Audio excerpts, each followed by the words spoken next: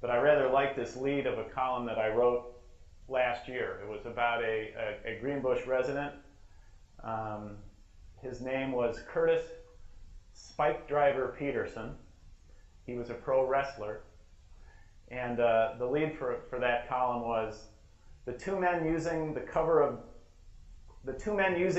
of darkness to liberate the safe from the Durfee Roofing Company on South Park Street had a problem. Not only could they not open the safe, which is bad enough when you're in the safe cracking business, but neither could they lift it to take it elsewhere for further study. Fortunately, or unfortunately as it turned out, one of the men knew somebody who could.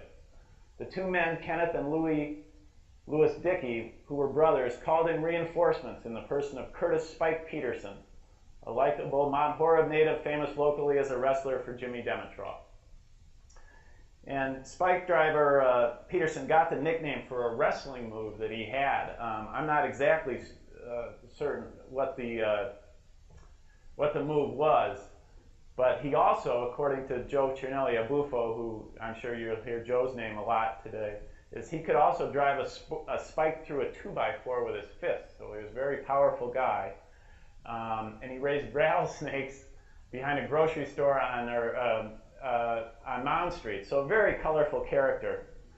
Sort of a Robin Hood character. He robbed coal companies and gave coal to poor people. That landed him in jail a few times. And unfortunately, the incident with the Dickey brothers and the safe also landed him in jail. The Dickey brothers got 6 months and Peterson got 60 days. I found the Capital Times article from that time. This was 1948. And he had written a letter to the Capital Times from jail and said he was being treated fine.